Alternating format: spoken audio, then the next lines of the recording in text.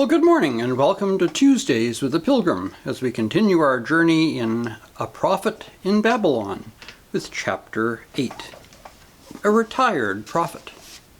The mail one morning brought Gaunt a letter which greatly interested him. It was written in a cramped and feeble hand and was very brief.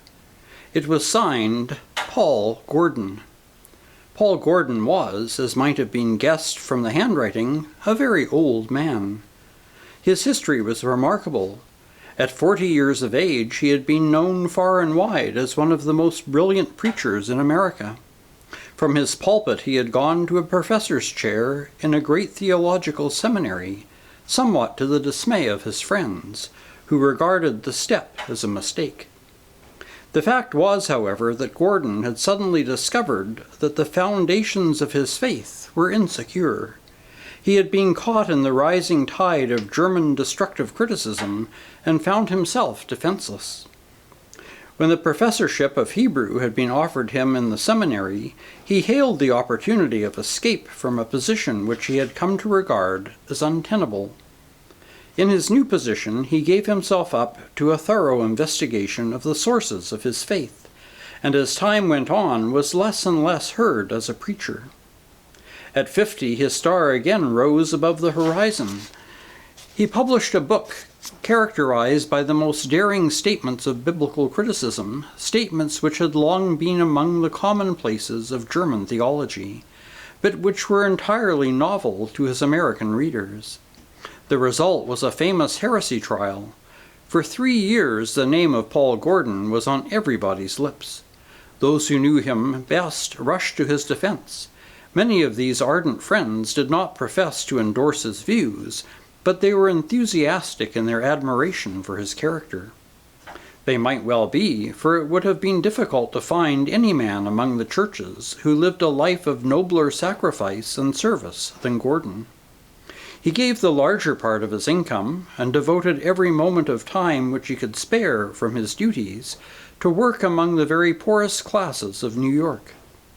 One reason why he ceased to be known as a popular preacher was that he refused to leave this work. During all the progress of the great controversy, Gordon might have been discovered almost any night in a dingy mission hall near the river, doing work that very few persons in that day attempted to do among the motley company of drunkards, thieves, and harlots. If he thought like Socrates, he lived like Christ, one of his friends said of him, and the epigram was long remembered. It was soon proved, however, that no consideration of the purity and nobleness of Gordon's character was able to soften the judgment of the men whose hostility he aroused. They pressed the case against him with remorseless logic. After 3 years of excited struggle, during which Gordon himself was the only man who preserved his equanimity of temper, was formally deposed and driven from the church. For a dozen years longer he published books and went on with his mission work. In his later books, the controversial spirit had almost disappeared. They were books of spiritual insight, inculcating in the simplest language the unchangeable elements of all religions. But as his work in controversy had made him famous, so the cessation of that work marked his regulation to obscurity. His books gradually ceased to be read, and his name was forgotten. In his 60th year, a severe illness made it impossible for him to continue his mission work. He retired to a tiny home on the Hudson, where he gave himself up to the placid pursuits of old age. Now and again his name was heard in clerical circles. As the old bitterness died away, he came to be regarded with admiration by the few who knew him. But he rarely appeared in public, sought no society, and was content to forget the world and be forgotten by it. Gaunt had never seen him but once. He had heard the old man speak, and retained the vivid picture of a patriarch, calm, dignified, almost majestic in appearance, with long white hair falling to his shoulders, whose voice had a kind of musical magnetism in it, which made his least word seem important. That was many years ago, and as Gaunt read the letter which lay on his breakfast table, He realized that Paul Gordon must now be a man upon the verge of 80. "I have heard of you," the letter ran, "and though I have not yet met you, I have found myself unusually interested in your career. There may be some things which an old man might say to you, which you might not be unwilling to hear. I am presumptuous enough to think that I might even help you, if you would let me do so. Come out and see me. I am always at home, and shall always welcome you." "That's the most interesting letter," said Gaunt as he handed it to his wife. Margaret read it slowly. There had been a time when Gaunt would not have thought it worth while to show her such a letter. The change in their relationship was marked by the fact that he now consulted her on everything, and in these new constant exchanges of confidence her heart had found a new and delightful stimulant to affection. "Well," she said as she put the letter down, "why don't you go out to Riverside today and see Dr. Gordon? It's a lovely day, and you are tired and need a change. It'll do you good." "I'll go if you'll go with me, dear." "Very well, it's a bargain. Let's start at once before the freshness of the day is over. I'm about tired of this house." "That's a good thing," said Gaunt with a boyish laugh, "because it's pretty certain that we shan't be in this house much longer. It's a wholesome dispensation of Providence that you should begin to be weaned from what you can't have." "Oh, I didn't say that," she laughed back. "Why, you're as bad as the orthodox commentators you're always abusing, who read all sorts of inferences into plain meanings. But seriously, dear, I'm about through with this house.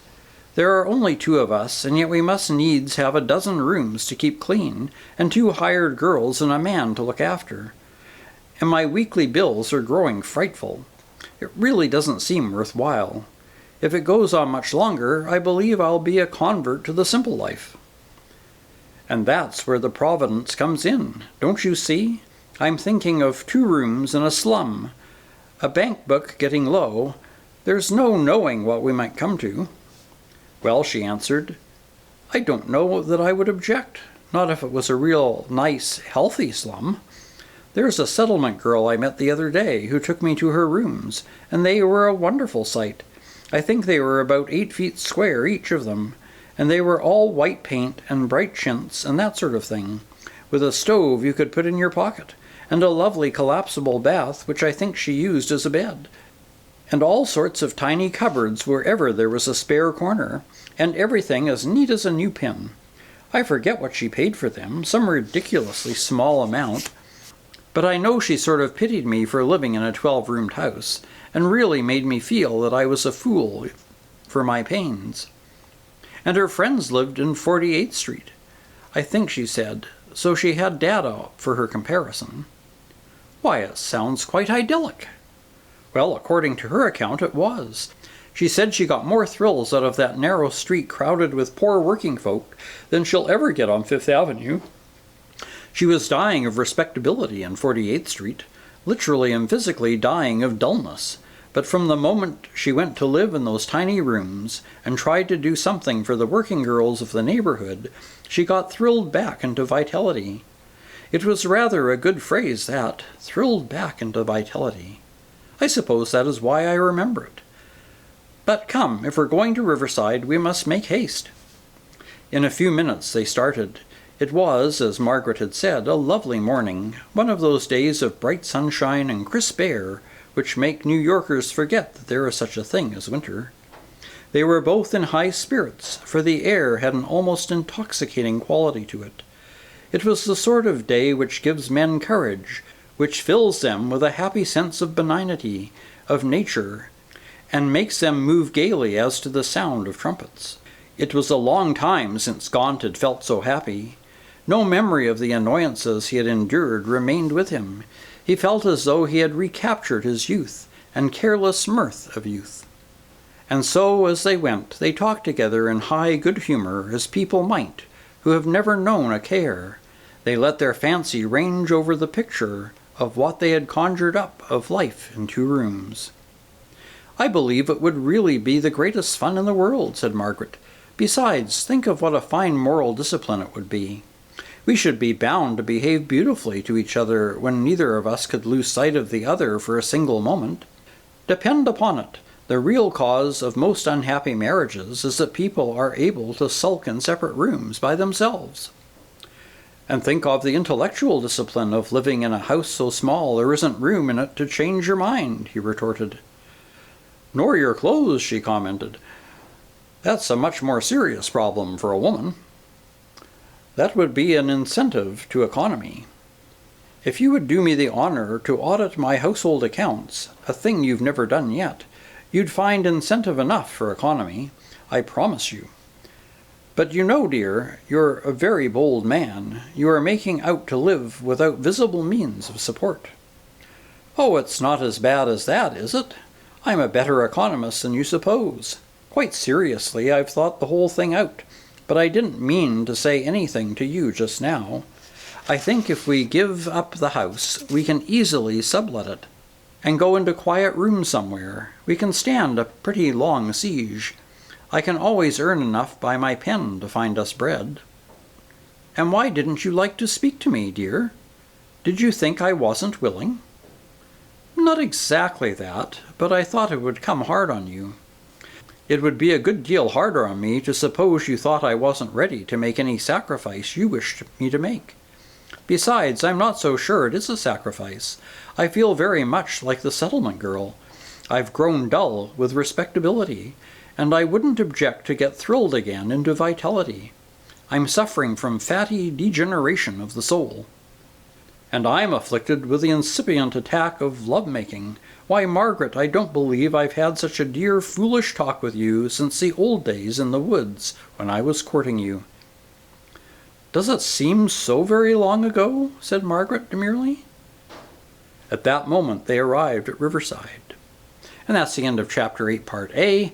Next week we'll continue with Chapter 8, Part B, and their visit with Paul Gordon.